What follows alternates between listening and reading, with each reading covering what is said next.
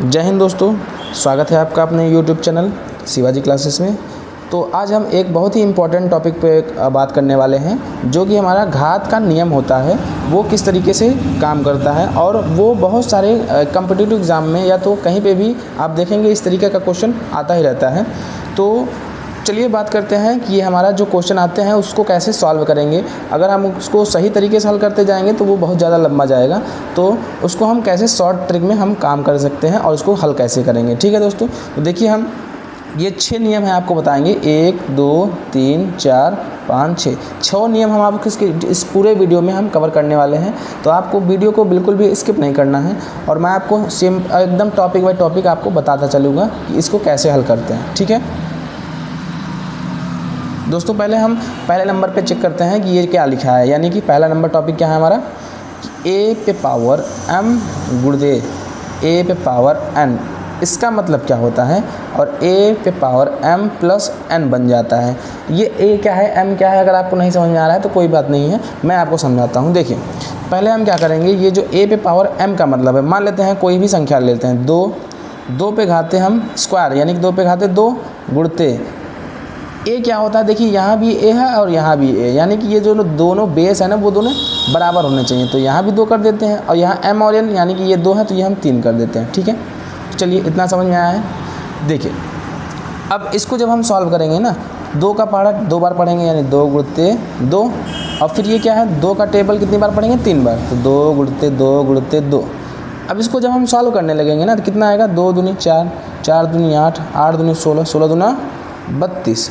और कहीं ऑप्शन में आपके घात में दिया हो तो 32 का कितना बार करेंगे, कैसे करेंगे, तो 32 का स्क्वायर रूट कितना होता है, 2 पे घाते 5। देखिए 1 2 3 4 5, तो 2 पे घाते 5। हम इसको डायरेक्ट कैसे लिख सकते हैं, तो उसीलिए ये फार्मूला बनाया गया है। ये पहला नंबर का फार्मूला कि अगर हम कहीं पे भी बेस सेम दिख जाए, हमें बेस यानी नीचे वाला सेम दिख जाए और ऊपर के कोई भी घात हो, तो हम तुरंत क्या करेंगे, नीचे वाला सेम लिख के दोनों को आपस में जोड़ देंगे। जैसे ये देखिए कैसे हुआ था, मान लेते हैं यहाँ 2 है और यहाँ 3 गुणते 2, दोनों बेस सेम है और यहाँ 4।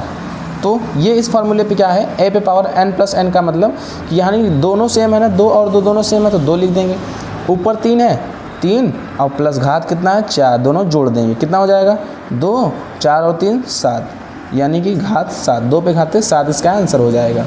तो यही हमारा एक सिंपल सा तरीका था इसको सॉल्व करने का। ठीक है, आप इसको इस तरीके से करेंगे तो बहुत ज़्यादा लंबा पड़ेगा।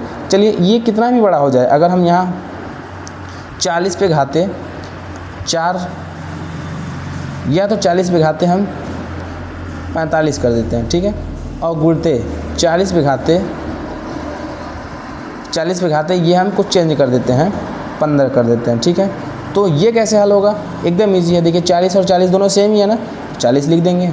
अब ऊपर घात कितना लग जाएगा, ये 15 और ये 45, यानी कि 45 प्लस 15 दोनों को आपस में जोड़ देना है। कितना हो जाएगा, 40 पे घाते 5 5 10, 5 1 6, ये आ जाएगा हमारा आंसर।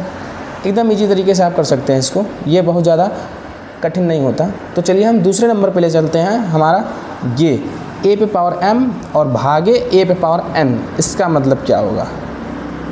तो देखिए हम यहाँ पे कर लेते हैं इसको, क्या लिखा है, दूसरा नंबर का टॉपिक है a पे power m divided by a पे पावर n। ये क्या होता है कि इस पे जो होता है ना हमारा बेस सेम रहेगा, लेकिन जो हमारा घात होता है m माइनस n हो जाता है। यानी समझते हैं इसको कि मैं यही सेम टू सेम एग्जाम्पल लेता हूँ। जैसे यहाँ पे 2 और यहाँ 3, यहाँ कितना है 2, यहाँ 3 और 4, ठीक है ना, मैं सेम टू सेम यही लूँगा। अगर a पे पावर n यानी कोई संख्या हम 4 ले लिए, ठीक है ना, 4 नहीं थोड़ा सा छोटा लेते हैं ताकि आपको समझ में आ जाए। मान लेते हैं 2 पे घाते अगर 3 कर दिए, ठीक है, और यहाँ भाग का चिन्ह कर दिए, और 2 पे घाते यहाँ 2 कर दिए। देखिए अब इसका मतलब क्या होता है, भाग का मतलब आप सभी को पता है कि इसको इस रूप में लिख सकते हैं, यानी कि 2 पे घाते 3 और बटे में 2 पे घाते 2, इस रूप में जब आप लिखेंगे इसको, 2 पे घाते 3 है तो 2 गुणते 2 गुणते 2, 3 बार लिखेंगे, और ये क्या हो जाएगा 2 बार, 2 गुणते 2। ठीक है, तो देखिए ये भाग क्या होता है, ऊपर वाले से नीचे वाला कट जाता है, ये भी कट जाएगा, यानी बचा कितना, सिर्फ 2, यानी इसका आंसर आएगा कितना, 2 ही आएगा।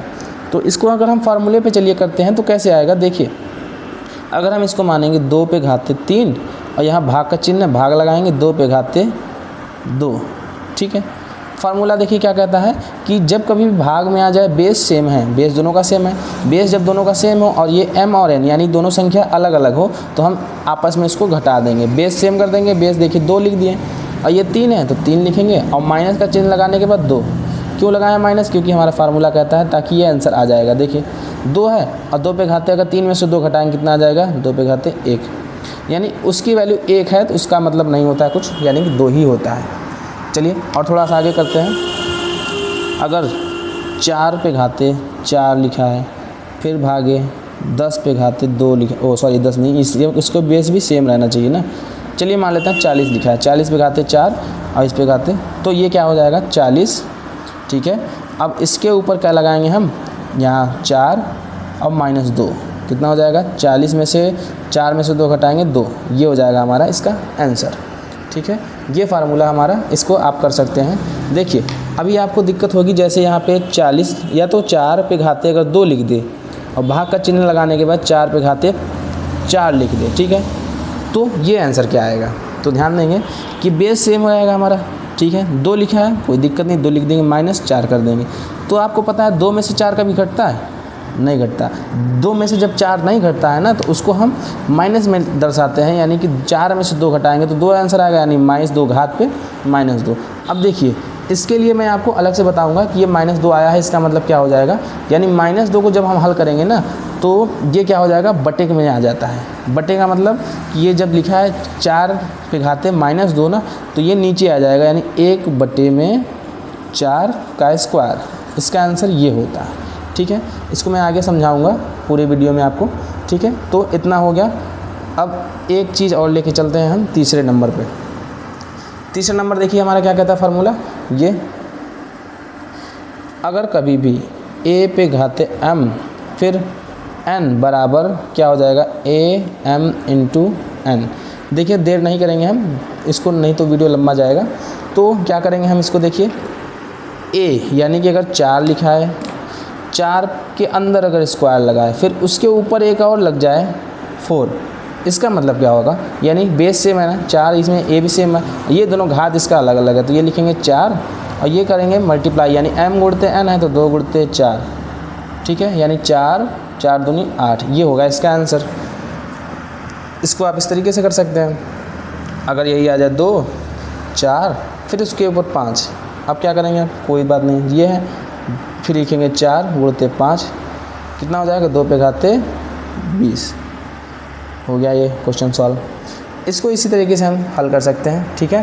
तो चलिए, आपको अगर वीडियो अच्छी लग रही हो तो आप चैनल को सब्सक्राइब करके ज़रूर रखें, क्योंकि ये सारे बेसिक चीज़ें हैं और मैं इसी तरीके से आपको सॉल्यूशन देने वाला हूँ। देखिए अभी आप वीडियो को इसको स्किप मत करिए, क्योंकि आगे जो आने वाला है ना वो बहुत ही इंपॉर्टेंट क्वेश्चन है और बहुत सारे बच्चों को आप पूछेंगे ना, क्लास 10th में ही है तो उनको ये सारी चीज़ें नहीं आएगा, क्योंकि ये क्लास 7th 8th का क्वेश्चन है। और बाकी लोगों को तो इसको हल्के में ले लेते हैं, जब हल्के में लेंगे तो वो क्वेश्चन क्या करेगा? हमें हल्का बना देगा, ठीक है।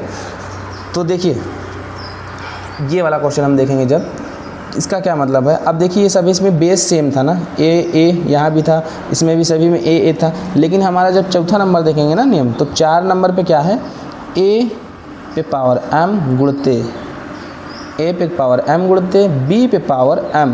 अब इसमें घात सेम है लेकिन बेस अलग अलग है, यानी कि अब देखिए क्या कह रहा है ये, इसको जब हल करेंगे तो a b का मतलब क्या होता है? a गुणते b, ठीक है, और यहाँ m, बेस वही रहेगा। जैसे एग्जांपल से देखते हैं, अगर कोई नंबर हम ले लेते हैं कि 2, ठीक है, 2 पे घाते 4 गुणते 3 पे घाते 4, ठीक है, बेस सेम है दोनों का, ध्यान देंगे तो क्या हो जाएगा? ये दोनों को आपस में गुणा कर देंगे, 2 गुणते 3 और 4 बेस है तो 4 कर देंगे, कितना हो जाएगा? 3 दूनी 6, 6 पे घाते 4। देखिए सिंपल सा क्वेश्चन सॉल्व हो गया, देखिए हो गया ना। दूसरा देखते हैं, जैसे अगर यहाँ लिखा है 4 पे घाते 3 गुणते, और ये क्या हो जाएगा?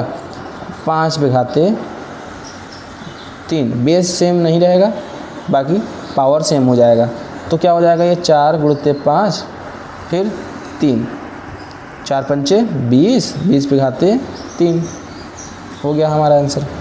तो इसको किस तरीके से हम हल कर सकते हैं? देखिए इसके बाद हम ले चलेंगे आपको पचय और छठे का नंबर, ये मतलब क्या है, और सॉरी कट गया, इन दोनों का मतलब क्या होता है अगले पेज में हम देखेंगे। चलिए देखिए, ये चौथा नंबर है और ये पाँचवा। तो देखिए उससे पहले हम पहले पाँचवा नंबर आप देख लीजिए, क्योंकि उसी का उल्टा है।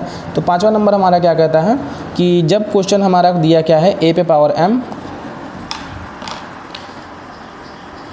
Power m divided by b पे पावर m, ये क्या हो जाएगा कि ये a बटे b यानी a के b बटे में भाग m चला जाएगा और ये पावर m।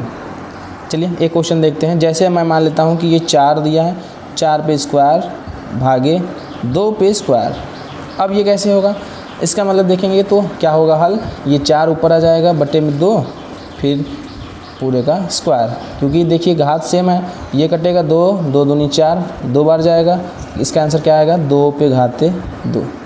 तो ये बिल्कुल ही आसान तरीका था, आप कर सकते हैं। देखिए जैसे आ जाए इसमें कोई सा भी क्वेश्चन, 8 जो नहीं कट रहा है ना वही वाला ट्राई करते हैं। 8 बटे में 5 पे स्क्वायर, तो ये क्या होगा 8 बटे में 5 और ये स्क्वायर लग जाएगा, यानी इसको सॉल्व करने की ज़रूरत नहीं है, इसको ऐसे ही छोड़ सकते हैं। ठीक है, आगे कटेगा ही नहीं, कटेगा तो पॉइंट में जाएगा, तो पॉइंट में हमें लाना ही नहीं है, जब लाना होगा तो लाएंगे। ठीक है, तो देखिए हम चौथा नंबर जो है ये सबसे इम्पॉर्टेंट है, क्योंकि बहुत सारे लोग इसी में गलती करते हैं। देखिए a पे घात, जब किसी पे का भी घात अगर 0 दे दिया जाए तो उसका आंसर 1 होता है। मान लेते हैं x पे घात 0 बराबर 1, यानी x का घात कोई भी हो अगर 0 आ जाए तो आंसर 1 ही आना है। ठीक है, देखिए मैं ट्राई करता हूँ। जैसे कि मैंने दिया है आपको 10 पे घात 0, इसका आंसर क्या हो सकता है, इसका आंसर 1 ही आएगा।